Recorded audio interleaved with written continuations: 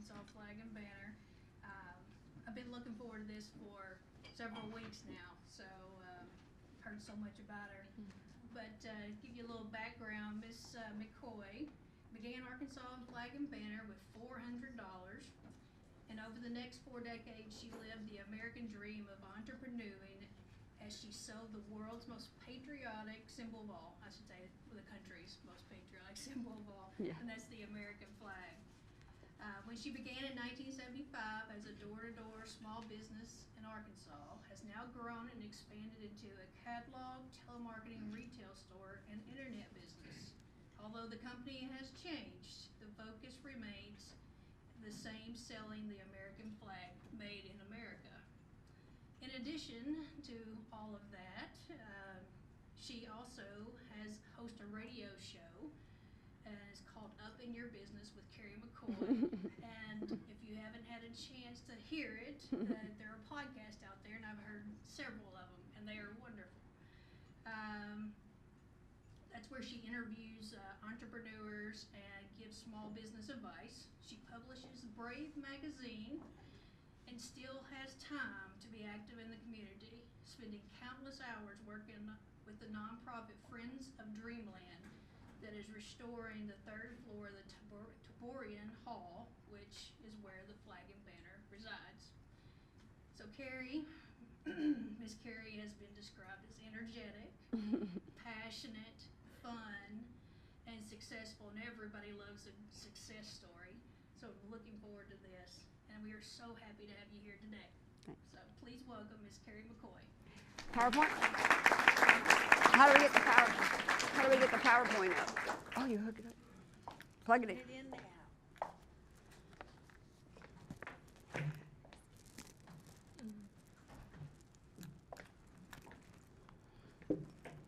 Let's see if it works. Yeah, let's pray.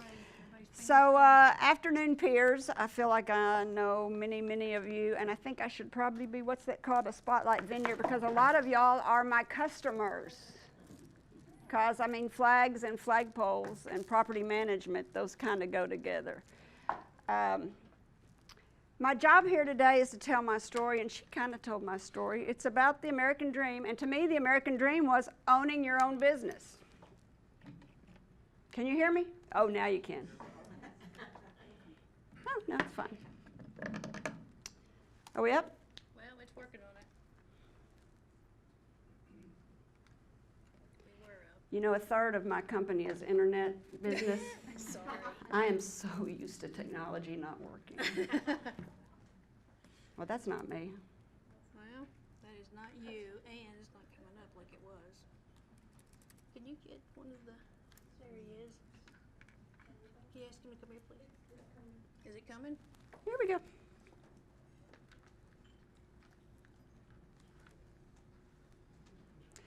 So when they first asked me to talk to y'all, and they said it was kind of a long, it's like 20, 25 minutes, I thought, good Lord, I have the attention span of a squirrel.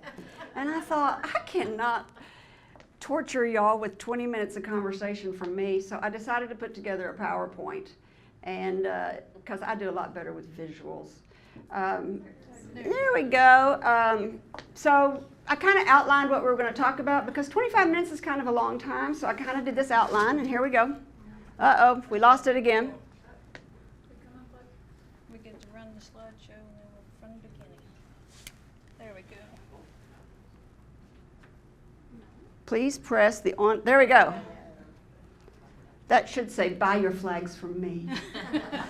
Now, do I get to navigate? Right there? Oh, I love being in control. All right, so I decided I'd kind of outline what we're going to talk about, because I've been in business 40-something years, 42, 3 years. So I've got a lot to talk about. Every decade, as all of us, I changed every decade. Business changed every decade. So I thought I better outline it so I don't get up here and start rambling. So we're going to talk about how I started Arkansas Flag and Banner. Then we're going to talk about how I bought, which she already said, I started Arkansas Flag and Banner on $400. Then we're going to talk about how I purchased a Taborian Hall in downtown Little Rock on the I-630 freeway for $20,000. Then we're going to talk about the status of the Dreamland Ballroom, who just got a grant from the National Park Service for $500,000. And then we're going to talk about the life of an entrepreneur and what I have recently learned since I started my radio show, which has just been wonderful. I have enjoyed doing that probably almost more than anything else I've done in my life. So one of the things I do on that radio show is I talk to my successful friends. And not everybody comes on the radio show is somebody I know, but a lot of them are, and a lot of them I've known for a long time. And I get them on the show, and I do a little research about them, and I find out that I don't really know them at all. So all of y'all that know me for 20 or 30 years, you're fixing to find out stuff you never knew about me. When I was in high school, I sewed those pants. And I matched those stripes up, and I put that front zipper in, and you ladies might appreciate that. Walmart was not invented when back then, and you had to sew your own clothes. But when I was in high school, I was not very good in high school. And they didn't really have dyslexia, but that's what I am, and that's what I later found out. So I just, had really low self-esteem. I was the class clown, and you're going to find this interesting. But I had so little self-confidence that you had to make a speech to graduate from high school, and I was going to flunk out of school before I had to make a speech. Can you believe that? Isn't that weird? That's how much people change from decade to decade. So everybody goes to college. My brother is super smart. He's a metallurgist, if any of y'all know what that is. It's an engineer of metals. And my sister was an accountant, one of the first accountants, and she goes off and they get degrees, and I think, so I feel this obligation to go to college. And I go to college, and I am not doing well in college. After about a semester, I realized I still cannot do it. I mean, it's just like everybody, when they first start school, they're like, I'm not going to get behind, I'm going to read all my homework, I'm going to do everything I'm supposed to do, and I'm going to make great grades. Well, the minute they said, go home and read this chapter and let's come back and talk about it, I was behind.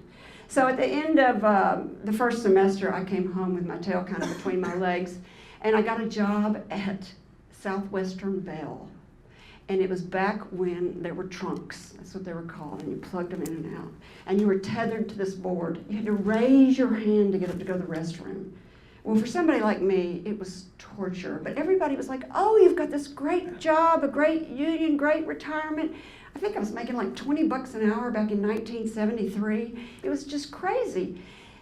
But I was miserable. And my mother, big mother, she came in and she said, there's this vote school in Dallas, Texas that I found an ad for in the back of your 17 magazine. And you know how you like clothes.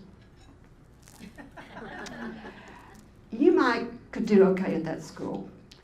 And I thought, another school, but I was pretty desperate. So I packed up, I went to Dallas, and for 1 year, I went to this Votech school, kind of before Votech schools were in style. And it did first year college courses like pre-law 101, marketing, accounting, but it did it all, it took a year to do it, and it was all done in class. So at the end of that year, guess what my grades were? Come on, somebody. A's, I mean all A's. So I graduated, and some of you are going to remember this. The year I graduated was 1974, and we had a gas crisis. And there were long, long lines at the gas pumps, and they were rationing gas. And it was a recession very much like 2008. And I thought, well, so I can't get a job. What's the first thing you give up when you're in a recession? Eating out and buying clothes. So I thought I was going to go be a buyer at Neiman Marcus or, one of those great stores. And they put a halt on training program for buyers, and so I am without a job. And I'm not going home defeated again. So I go to Snelling & Snelling, and I get a job for a company called Betsy Ross Flag Girls. This is still their logo. I just got it last week off the internet. So I get a job selling for Betsy Ross Flag Girls. I'm 18 or 19 years old, and I spend about a week with a lady. There's like 4 people in this company. He's still around. Jack Casey's still around. The flag community is a very small group, so I see him every now and then. But his secretary, spends about a week teaching me about flags. And for all of y'all, there's a lot to know about flags. Different fabrics, different sizes, different countries, different uses, different headings, different fly-ins. There's a lot to know about flags. After about a week, she tells this little 19-year-old, she points to a map at the wall and says, go out there into East Dallas and start driving around and selling flags. I am scared to death. But in those days, there were purchasing agents in the back of every office. It was much slower back then. And so and this is interesting about flags. They wear out every 6 months to a year. Actually, probably a lot of y'all know that because you have flags at your properties. But they're just fabric hanging outside, so they wear out.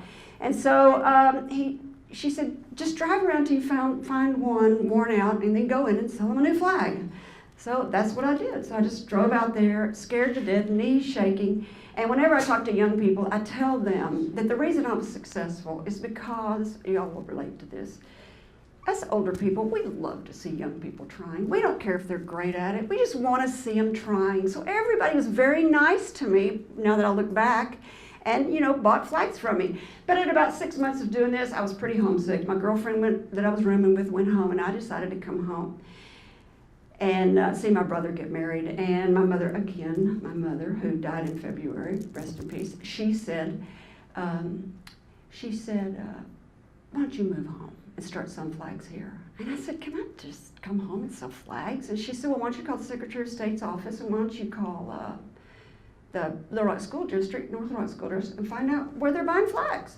Well, I did, and nobody was buying flags in the state of Arkansas. They were all ordering them out from California and other places. And so I went back to Dallas, packed up my little 1965 Camaro, and came back here. And guess how much it cost to start a business? $50. I think it cost $100 today. You go down to City Hall, and you give them $100. You fill out a piece of permit, and you are in business. So I found a supplier that would supply me with flags. I had $400. I printed up business cards, order pads, got my $50 city permit, and started selling flags door to door in Arkansas, in Little Rock mostly, and in North Little Rock. I made my first sale to Ketcher and Company, roofing company in North Little Rock. So a lot of people ask me how I got into the flag business, and I have to say, it was a series of bad luck. I mean, just stop and think about that. That's like 4. But my father and mother were small business owners. And back then you had telephones that rolled over, rotary dial. And so Dad had 3 lines coming in. And the third line, he never got 3 phone calls. So the third line was always empty. So that phone number, he said, if anybody calls in on that while you're out selling, we'll answer it, Arkansas Flag and Banner. I said, okay, that's great. So I still have that phone number today that we got back then in 1975. That's when we started when I got that phone number. And that's my dad's office. And I was probably 20 years old. Years go by. I get married. I have children. I get divorced. Moved the business into my home while my daughter's young. And then she gets old enough to go to school. And so I move it into this little old building right here. That's in North Little Rock, and it's 1880. It's older than the Taborian Hall, that little cottage. So I've always loved like old buildings, old money, old men, old alcohol, whiskey, a lot of old things. I worked a part-time job for 9 years, which I always try to encourage people, is that right about the time I moved into this building, Arkansas Flag and Banner began to support me. But for 9 years, I worked a part-time jobs and was actually the waitress at Cheers Restaurant, and my husband of 30 years was the busboy. So, again, bad, kind of not so great luck turns into great luck. After I was in this building, I had about 3 or 4 employees, and I had this one gentleman who worked for me, who was my biggest mentor, and he said, I wake up one morning and I'm sick, and I'm never sick really, and I wake up and I call the office and I said, I've got the flu, I can't come in. And he's like, okay, whatever. I slept all day long, really did have high fever, woke up about 5, called the office, and this guy's a prankster. And he says, oh my gosh, a war has broken out and we have sold everything that was not nailed down. I'm like, whatever. He was such a prankster. You could never believe anything he said. But I went along. I was like, okay. Well, I went in the next day. A war had broke out and we had sold everything that wasn't nailed down. It was Desert Storm. It was the first war I ever experienced. And patriotism was through the roof. I couldn't even get enough flags, so I began to, I started a screen printing department. I began to sew flags. I did everything. I could not stand to miss the opportunity. And so this is how some of my departments were developed and made at Arkansas Flag and Banner. Was just out of necessity. So after I made all the money from Desert Storm, I wanted to move out of that little cottage. And I thought about this building. I lived in Little Rock. I worked in North Little Rock. I would go against the traffic, and there was this building I saw from the I-630 freeway that I just thought, oh, that building is so beautiful. I would just love to have my business in a building like that. It just looks like an old stately bank or something. I don't know. I just really wish I could have it. Now that I've got all this money in the bank and I've grown so much, maybe I could afford to buy that building. Y'all ready to see what this building I fell in love with that I thought was so beautiful was? That's the building I thought was so beautiful. Does anybody remember it? Yep. So it wasn't so beautiful. And when I see these pictures, I'm kind of shocked that I thought it was so pretty.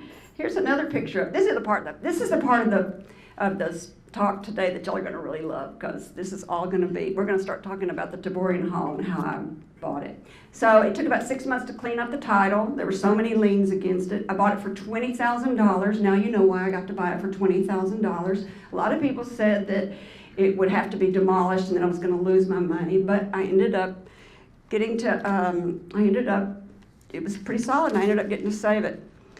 I was pregnant. And so I like to tell people I was the biggest nesting of my life. But when I finally did go, this is what the door looked like when I would go in the hallways. That's the hallway that if you now come into Flag and Banner, that's where you come in right now. That was what it looked like when you came in. And I would come in there and I would hear homeless people and I'd run out. And I was pregnant. And my husband would say, do not go down there anymore. And I go, oh, I won't. And then I'd come back down there and I found that roof had fallen and made this little cubby hole underneath those trusses. And I found my way all the way up to the 3rd floor. And I got on the 3rd floor and I looked across that chasm to the stage. And y'all, it was like a spiritual experience. There were birds flying around. I could cry right now. There were birds flying around. It was light shining in. And I saw that stage. I had no idea that was up there. I fell in love with the outside of the building. I was like, I've got to have this building. And it was just game on from then on. There's how big the hole was. So on Thanksgiving weekend, 1990, we'd started construction. And we started pulling the roof off. And when you don't have a floor and you don't have a roof, it could fall in. And I've got 2 guys with 4 kids each up there. And I'm thinking, I'm going to kill these guys. What am I doing? I'm insane. I've gone crazy. But it was great. They ended up, these guys are kind of, here they are. These are the guys that are kind of like the guys that won the West. When I think about them, I think, these are the guys that get in covered wagons and just drive off. Because we didn't know what we were going to get into.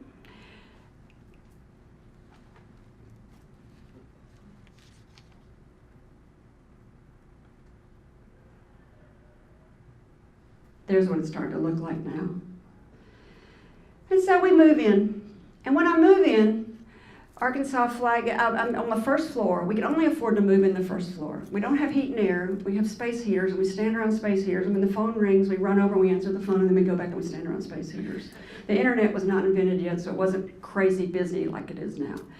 And while we were in there on the 1st floor only, I would look, these guys would come up, these old gentlemen would come up and they'd put their eyes on the glass and they'd look in there to see who was in there and what was going on. And I'd jump up and I'd run outside, and it would be gentlemen that had businesses on 9th Street, and they would start telling me their stories. And there was one that I loved, Max Honeycutt. He had a gold M and a gold H, and he owned the confectionery there. His brother owned the confectionery. He owned the Honeycutt Hotel. He took me down the sidewalk. He showed me the bricks he laid. He showed me the tile he laid. He told me so much about 9th Street and his brother and the people on 9th Street that I began to understand that I had been entrusted with something very, very special.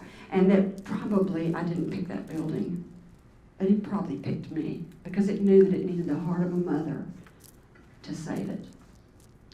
So I hired this girl, Berna Love, and she wrote The Temple of Dreams. She's a local historian. It took 5 years and $15,000, and she went around and did oral histories with lots and lots of people before they passed, because a lot of those people are gone now, because that's been 1990s. That's been like almost 30 years ago. So she did a lot of oral histories, and we wrote a book, kind of chronological. What is that word? Like chronological. It's logical. All right, and so some of the things I heard about the history of that building are. This is C.P.O. Jones. He was a postmaster. My building was the international headquarters for the Knights and Daughters of Templar. The Knights and Daughters of Templar was started by Moses Tucker. He was an abolitionist in the late 1800s in Cincinnati, Ohio. And he started this benevolent fraternal order of Knights and Daughters, which were the Christian value from the American Methodist Episcopal Church. And their main goal was to take care of widows and orphans, so burial insurance, welfare, kind of the first insurance company, or maybe kind of the first welfare system. I think we kind of modeled our welfare system after these people. But he opened Knights and Daughters of Tabor all over the South. My building became the international headquarters, and this man was the Grand Master, International Grand Master. He was also the postmaster of Little Rock, Arkansas. In World War I and World War II, it was a U.S. Officers Club. If you look real close, you could see the USO right above the door. And the reason for that is because when the African Americans would come to Camp Pike, which is now Camp Robinson, they couldn't stay there because they were black. So we had to give them a place to stay. And so this was converted into a black officers club, and there were lockers and places for them to stay and places for them to come. 9th Street was a very safe place for African Americans who were stationed in the South. There is boxing. They put boxing rings up on the 3rd floor of my place and did boxing. What's that called? Boxing? Matches. Gosh, y'all, thanks. I don't watch those. And then Philander Smith College, if you look really close, this is their prom, and they've got streamers coming off the back there, but that's also a basketball goal. They played half-court basketball up there. So it was everything to this community. There's their band. Then in the 1930s, it was really 30s, 40s, and 50s, it was on the Chitlin Circuit, and it was probably one of the smallest theaters on the Chitlin Circuit. This was when bands would get on their buses and do tours from New Orleans to Little Rock to Memphis to Chicago to St. Louis, and kind of toured the South, and it's called the famous Chitlin Circuit.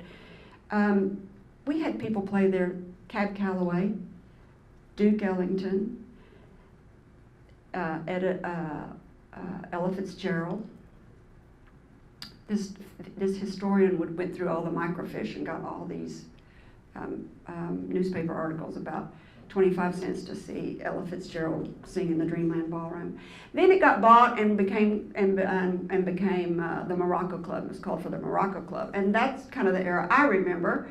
It's more my era. I recognize these musicians. We've got B.B. King, Etta James, Ray Charles. So all of this history has been collected by this girl, Berna Love, in the Temple of Dreams, and AETN found out about it. And so many of you may have seen the documentary on AETN. And so they came in and said, can I do a documentary about Dreamland Ballroom and Arkansas Flag and Banner? And I said, why, sure. And so just this year, it was accepted nationally, and the documentary is now being shared nationally for people that want to watch it. And just this year also, because of all the work that we've done, by making the Friends of Dreamland Ballroom, we were able to apply and get a grant for $500,000 so we can put an elevator up there so everybody can see the Dreamland Ballroom. Because right now you've got to walk up 3 flights of steps, and it's just not ADA accessible. And that baby I was pregnant with, there he is now, all grown up. He's the one that got the grant for us.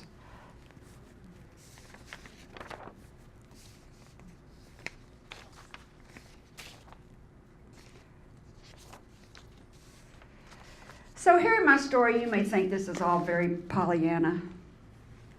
And it sounds like it is. But in truth, Flag and Banner has been through 2 wars, 2 recessions, 4 decades of extreme business model changes. What began as a door-to-door sales business became a telemarketing company, became a catalog sales company, and now we rely very heavily on the internet. So it wasn't just falling into my lap, is what I guess I'm trying to say. There's no secret to success. It's just hard work. About 4 years ago, we have Monday morning meetings every Monday at Arkansas Flag and Banner. It's how I get everybody to work early on Mondays. I say, we're having a meeting Monday morning. So everybody shows up Monday morning. And we talk about our customers from the week before. We work out problems because we're all together as a group. And every Monday I noticed that somebody would come in and tell a story about a customer. We would have stories like the underwater memorial in Hot Springs. There's an underworld memorial that we sell flags to in Hot Springs. If you're a diver, it's fun to go to. There's skydivers who jump out of Florida with police flags to show the blue thin line flags.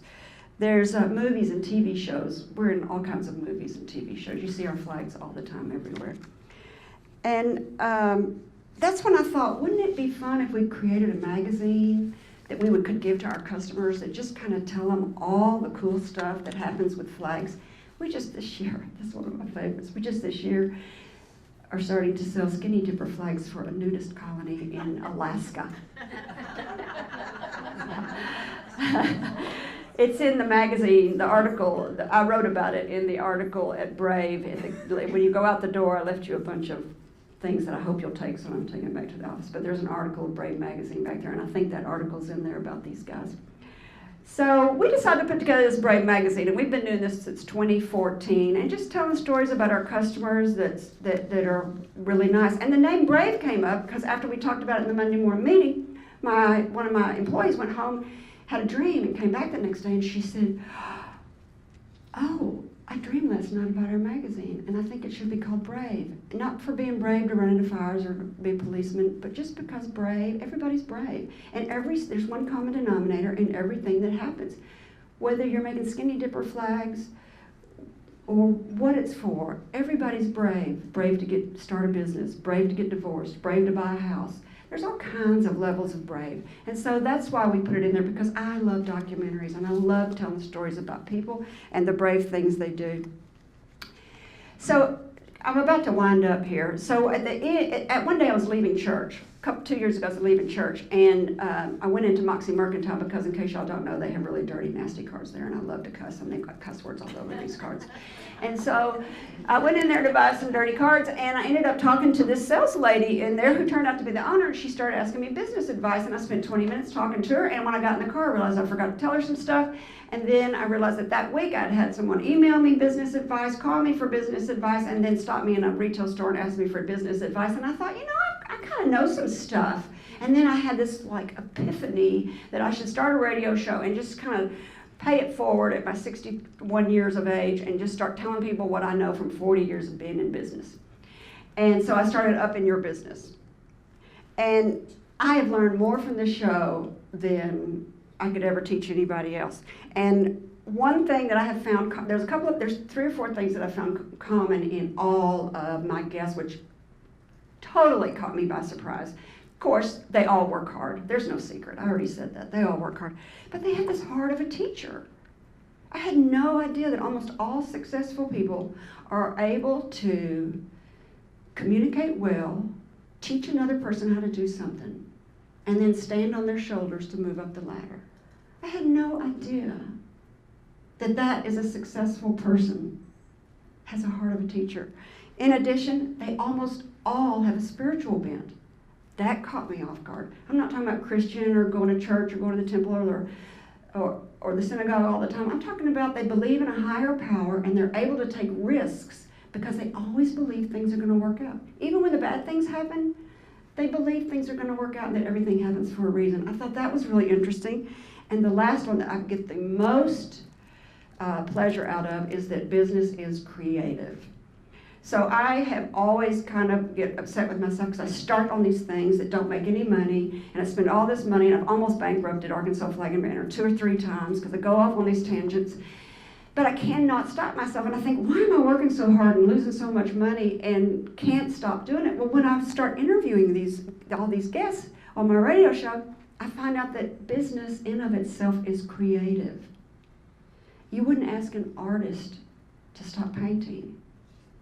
So if business is your medium, you can't stop either. Even if you go into bankruptcy, you can't stop. So that I found was so validating to me and made me feel really good about business is creative, and that's what we do. I want to thank y'all for letting me share my story. Really, thank y'all, and I hope y'all learned something, and I hope that it's been enlightening.